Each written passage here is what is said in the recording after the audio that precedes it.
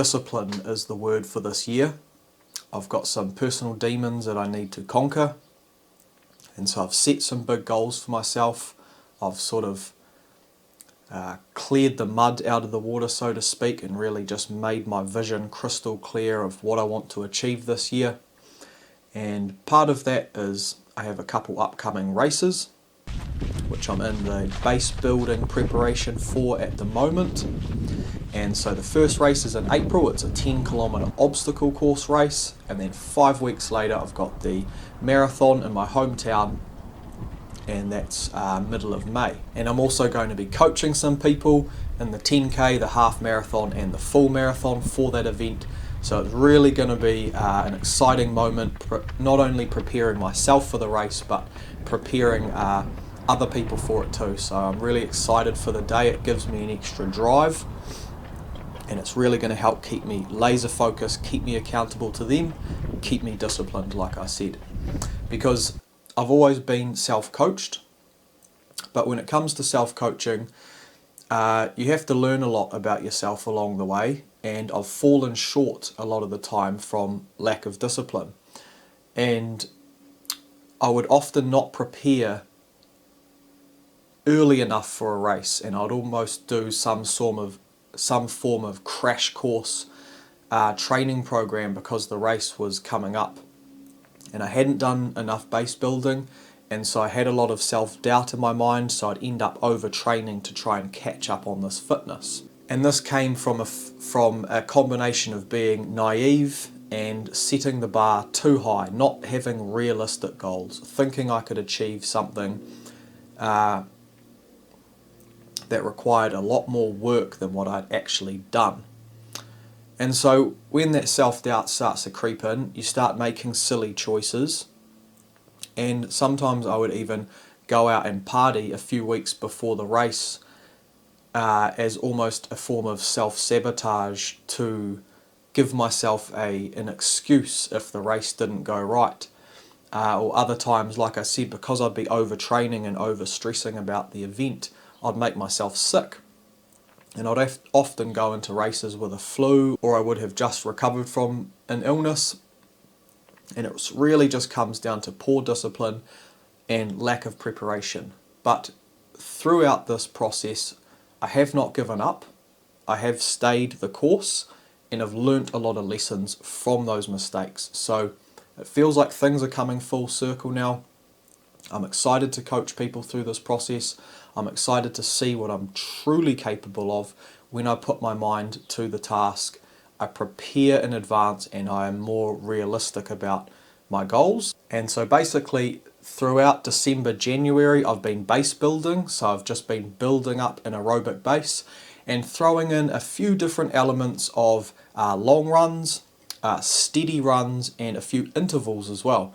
So I'm going to take you through a workout now that I did a couple weeks ago with my brother. On the 13th of January, it was a Saturday morning, we went to the gym and we did just a really big hybrid workout. It was an intense workout, it was high volume, and it was just a mixture of different elements just to gauge where my fitness was at for the obstacle race and for the marathon. Play around with different speeds on the treadmill, and also we did an obstacle specific circuit as well. So the workout began with 10 by 1 kilometre on the treadmill. Now we weren't timing our rest periods because I'm not in specific race preparation yet. Like I said, we're base building, so we were purely going off by feel when it came to rest periods, and basically the speed was worked in a pyramid. So it started off at a very easy pace, pyramided up, reaching the peak speed on the 6th interval, and then worked our way back down the pyramid. So the paces went from 15 kilometers per hour in set number 1, then it went 16 kilometers per hour, 17 per hour, 18 per hour, 19 per hour, and then the 6th interval was 20 kilometers per hour, so that's 3 minutes per K. And then I started working back down from there. So I actually worked back down in 0.5 of a kilometre per hour from this point. So rep 7 was 19.5 kilometres an hour, rep 8 was 19, and then rep 9 and 10 felt really good at 18.5, so I kept it there for the last two 1 kilometre intervals. And also forgot to mention, we also started with a 3 kilometre warm-up prior to these 1 kilometre intervals, and we were just walking in between each interval. So that ended up being 15 kilometres on the treadmill. Due to each interval you have to speed the treadmill up and slow it down, so that adds a few extra 100 metres each interval plus the walking in between. So 15 kilometres were done on the intervals. Then we grabbed some caffeine, had some coffee, topped up on electrolytes, and then we did a obstacle specific circuit. So the circuit was 10 rounds. We did 10 calories on the assault bike, followed by a 26 kilogram dumbbell carry in one arm. So we basically walked or ran down to the end of the group fitness room, turned around back to the end, then swapped hands, repeated that. We had actually developed a new technique with the farmer's carry, and basically we discovered that if we bent our knees a little bit more and used our quads to get a faster pace and get a bigger stride, as opposed to trying to work through the calves, the weight is so heavy that it's dragging you down anyway. So if you try to run with it and primarily use your calf muscles, it's very difficult. But you can use that weight to your advantage to sort of sink you down into a little bit of a squat position and just focus on driving with your quads and your hamstrings instead, and we found that was a little bit faster. So all these little techniques that we're discovering in practice are really going to pay off on race day. So that's why we're making these circuits specific, trying to fatigue the system to get familiar with the fatigue that you feel during an obstacle race. There is a lot of lactic acid buildup. It's a very, very high intensity form of racing. So if you don't train it, if you don't experience some element of that in training, then it's just going to shock you on race day. Then that was followed by 3 max rep pull-ups with a 9 kilo wall ball between the legs. So the idea was just to pull as powerful as possible for those pull-ups. So we were basically just trying to get chest to bar as quick as possible with that added weight, and then from there into 3 box jumps.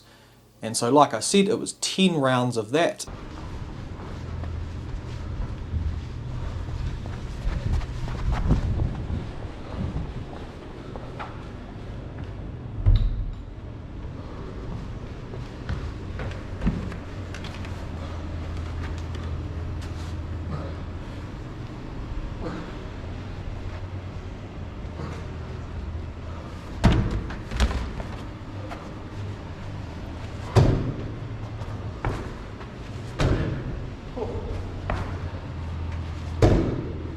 Take the bike.